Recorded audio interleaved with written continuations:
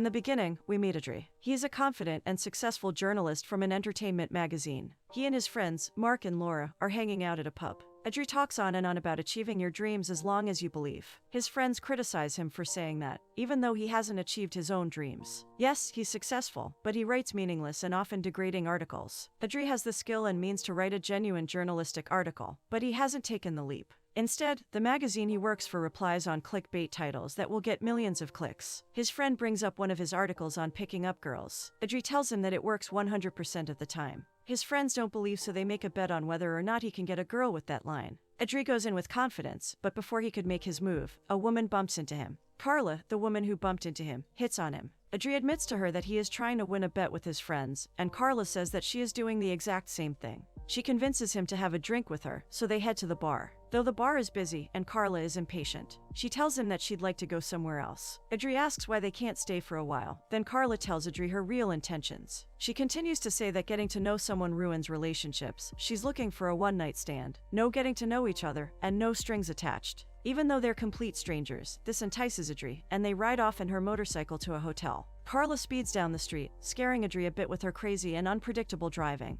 They arrive at a gorgeous 5-star hotel. Carla is about to check into a room when she spots a sign for a wedding reception that's going on right now. She gets Adri and her to crash it. They con their way into the wedding by saying that she's the bride's cousin, which turns out to be unbelievable, but they get in anyway. Grabbing drinks and food, they sit down with the other wedding guest. When the best man makes his speech to the newlyweds, Carla is unimpressed with his short and lacking heartfulness, so she improvises a speech of her own to the newlyweds, touching Adri with her words. After that, they get drunk and party with the wedding guests. Carla steals the wedding suite key card, and the two of them head up there. They get intimate and finally introduce themselves to each other. The two of them are lying in bed chatting, when Carla checks the time. She panics and says she doesn't have much time, so she has to go now. When Carla and Adri are getting ready to leave, the newlyweds make their way into their suite, catching Carla and Adri red-handed. The two run away, Carla escaping on her motorcycle. She accidentally drops her jacket. Adri picks it up and runs away as the hotel staff chase him. The next day, Adri is on a call with Laura. Laura is an actress and is about to head in for an audition. He talks to her about the most amazing night he's ever had, last night with Carla. He thinks it's too bad he doesn't have her number, but doesn't care because if they never meet again, it will always be the best night of their lives. Laura is confused about how this is a good thing, but they hang up the phone as Adri arrives at his work. His boss is pressing his staff for good articles that will get 1 million clicks. His co-worker, Anna, pitches an idea: how to know you're in love. Their boss likes it, but the title needs reworking. Adri revives the title on the spot, and the boss decides that all the credit for this article will go to Adri. Their boss asks Anna to read out the points in Adri's article. Anna is upset that he's going to get all the credit, but she reads out the points. Adri is distracted by the thought of Carla, and his mind wanders off. After work, he is checking Carla's jacket for any kind of clue to who she is. He spends the next few days trying to find Carla on the internet and social media, but he has no luck. He is talking with his friends about how he can't find a single trace of her, and all he knows is that her name is Carla. Laura and Mark are giddy with excitement as they've never seen Adri in love before, but Adri doesn't admit that he's in love. Adri is about to give up on his search when Laura suggests looking in Carla's jacket. Adri says that he's looked in her jacket before, but there isn't anything. Laura goes to the jacket and asks if he's looked in the inner pocket. Adri didn't realize there was an inner pocket, and she desperately looks in it, finding a small crumpled up piece of paper. Adri reads it and finds out it's a prescription written for Carla. It lists her full name and address. Adri goes to the address and finds that Carla is living in a mental hospital.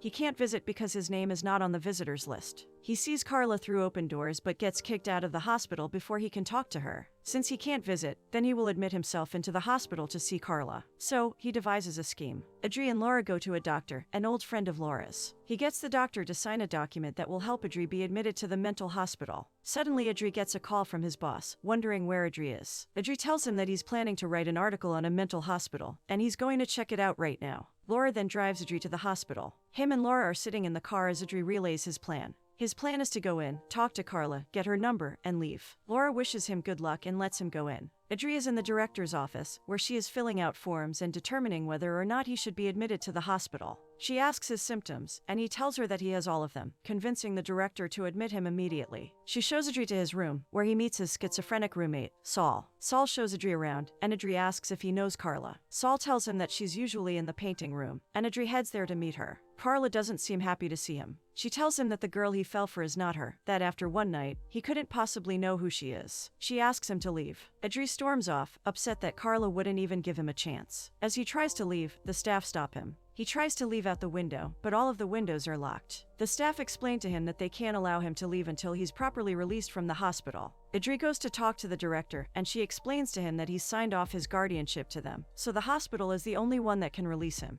Once he's deemed ready to leave, then the director will allow for his release. Idri tries to explain that he made up his mental illness, but the staff laugh it off because they've heard that too many times from previous patients. The director tells him that if he wants to be released, then he has to improve his behavior and interact with the patients. In this hospital, the patients evaluate other patients. Idri tells them that he's a journalist, that he's in here to write an article about this place. Idri says to call his work, they will explain everything. The director calls Idri's work and his co-worker, Anna, picks up the phone. When Anna realizes that Idri is stuck at the mental hospital, she decides to take a little revenge on him for stealing her article. Anna claims she doesn't know Idri, and that no one there by that name who works there. Now Idri has to get out of the hospital the same way all the other patients have to. Idri is sulking in his bed, while Saul is reading a book. Saul tells him that he knows Idri thinks they're all deranged, but Saul asks him what's wrong anyway. Idri tells him that he wants to get out of this hospital right now. Saul suddenly has an idea. He shows Idri the only window with no lock on it, but it's 3 stories high. Saul says that only one person who made this jump was a legend named Pablo the Grasshopper, who broke both his legs after the fall. Idri says he's going to jump. If he's lucky, he'll land in the garbage. Saul says that Pablo had the same idea but ended up breaking both his legs anyway. Idri is about to jump, but he chickens out. Then Idri remembers he can make a phone call. He calls in his friend Laura to pretend to be his doctor. Laura and the director have a quick chat, but she's immediately caught. Before Laura leaves, she meets Idri at the window to tell him that the plan failed and that his boss called. If he doesn't get his article in today, he will be fired. Idri completely forgot about the article, so he gets Laura to type it down on her phone while Idri writes it on the spot. He writes a demeaning article about the hospital to submit to his boss. Idri spends the day sulking and walking around the institution. Carla is ignoring him whenever she sees him. He goes outside and finds cameras in all directions, wherever he looks. When it's time for all the patients to take their medicine, Idri refuses to take them as he's not mentally ill, which ends in an outburst that makes him look crazy and in denial. His use of the word crazy sounds belittling and offends the staff and patients. Idri decides to play along as there is no other way out of the hospital. He silently sits in the living room with the other patients, takes his medicine when he has to, and looks around for things to do. Not wanting to do anything, he sits on the stairs, waiting for time to pass. Saul approaches him and tells him that the first thing Idri must do is get along with the other patients. They are the ones evaluating him, so he's got to get on their good side. Idri questions why Saul is so willing to help him. Saul says that it's simply nice helping someone and that he has an amazing plan. Idri asks Saul what his plan is. Saul says that the first step is to attend all the activities held in the center. There is one tonight and Saul says that Idri is coming with him. He hands Idri a small capsule and leaves. Idri looks at the contents, finding various pills. Later that night, Saul takes Idri to the kitchen. But he first warns him that he's got to be careful, that they can smell fear. Saul and Idri head inside to see that the patients are gathered in the kitchen to secretly play poker, gambling with their pills and personal items as chips. When Carla sees Idri, she asks him to leave, but Idri shows them all the different drugs he's got in the capsule that Saul handed to him earlier. The other patients are persuaded by the drugs and let him play. Idri gets to know the patients a little bit before they begin.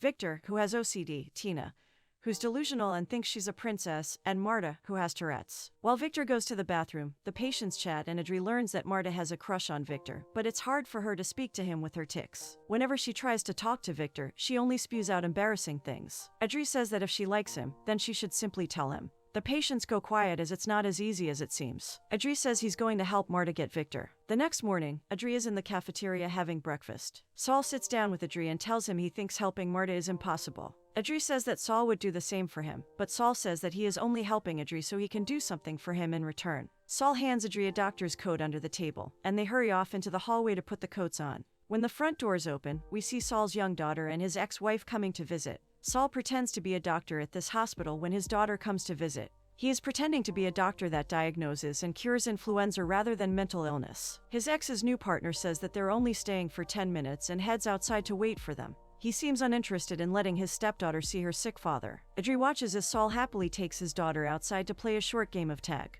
Idri then overhears Carla speaking with her parents. Her father is upset that she bought a motorcycle with his credit card. Her mother tells him that the doctors said it was another episode. Carla is upset and in tears, apologizing to her father that he has a crazy daughter like her. Her parents are forgiving, but they do wish that their daughter will get better soon. Her mother suggests trying some methods to make herself happy. She gives the example that she watches funny movies to make herself smile. This upsets Carla. She says it's not that simple to cure depression. Carla wants to go back to her room, but her parents want her to stay for a while longer as they just got there. Adri steps in, pretending to be a doctor and making up an excuse to get her out of there. He says that it's time for her to take her medicine. The parents agree and lets her go. Carla doesn't admit that she's grateful for his rescue and proceeds to head up to her room. Saul comes back inside after seeing his daughter. Adri asks why he has to pretend that he's a doctor. Saul explains that his ex's current husband doesn't think it's good for a young girl like Saul's daughter to see that her father is sick. Later, Marta and Adri are in the painting room. She shows her his plan for her to get Victor. He hands her a draft of a script he wrote for Marta to practice. He then gets Marta to practice over and over again, starting over when her tics get in the way. Carla sees that Adri is genuinely trying to help Marta, and stays a while to watch from a distance, before heading downstairs. It's the evening, and Marta and Adri were practicing the lines the whole time.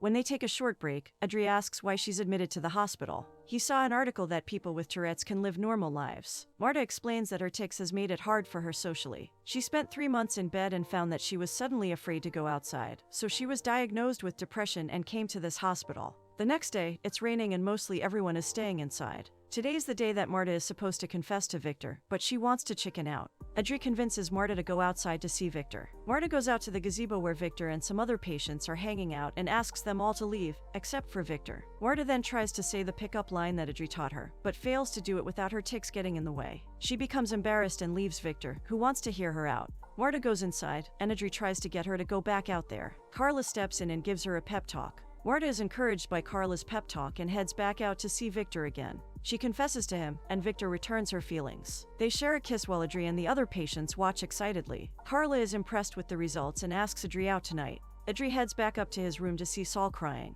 Saul says that his ex-wife won't let him see his daughter anymore because it's dangerous. Saul thinks that this was his ex's husband's idea. He tells Adri that he'd like to be alone in the room for a while. It stopped raining. Adri and Carla are chatting on a bench in the courtyard. They agree that what happened to Saul was not fair. He's a good guy. Adri then asks why Carla is in this hospital. She tells him that she has type 1 bipolar disorder. Her episodes come and go. Some episodes, she's depressed, and some episodes, she's manic. She explains that during her manic episodes, she tends to act without thinking about the consequences. The two talk about the amazing night they had, but Carla doesn't want it to go further. She tells him that she doesn't know what it's like to be with someone who can't control their feelings. Later that evening, Adri comes back to his room, but it's a mess. Book and papers thrown all over the place and Saul is gone. Adri panics and checks the windows without a lock. It's wide open, and it looks like Saul has successfully jumped and landed in the garbage. He hurries down to Carla to ask how she escaped that night. They head downstairs to make sure the security guard is asleep. Then they head out the back door, which is unlocked and leads to the parking lot.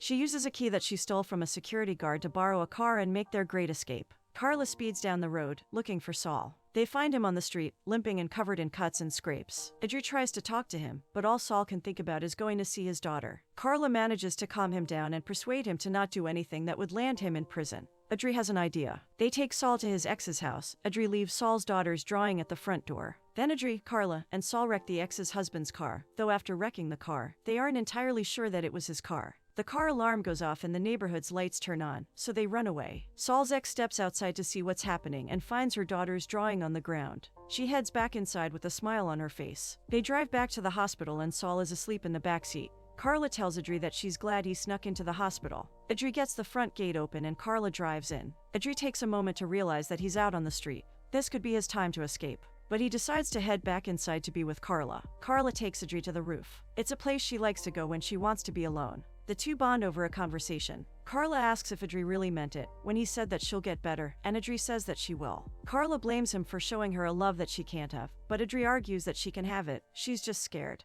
He tells her that he doesn't agree with what she said the first night they met. He doesn't think getting to know someone ruins relationships. The more he got to know Carla, the more he liked her. Carla is overcome with his romantic gesture, and they share a passionate kiss as the sun rises. Adri and Carla start dating. The days go by as they keep each other company. Adri is interacting with the other patients by joining the group in the living room. One night, the patients are all playing poker, but Carla isn't there. Adri is worried and goes to find her acting erratically on the ledge of the roof. Adri finds out she hasn't been taking her meds. He manages to drag her off the roof and she hits her head. In the infirmary, he tells the staff that she's been off her meds. When Carla wakes up, she finds that she's on a drip. Feeling betrayed by Adri, she tells him she never wants to see him again. At the cafeteria, Adri goes to sit with his friends, but they don't let him. They found Adri's article which ridiculed the hospital and its patients. The director sees the article and releases him from the hospital. She tells Adri that her goal is to help the patients learn how to live with their disorders, not be cured of them. As Adri leaves the hospital, he sees Saul reunited with his daughter. His ex-wife doesn't care what her husband says. She thinks it's good for her daughter to know who her father is. Saul spots Adri and waves him over to introduce him to his family. He sees Adri as his good friend and seems to have already forgiven him.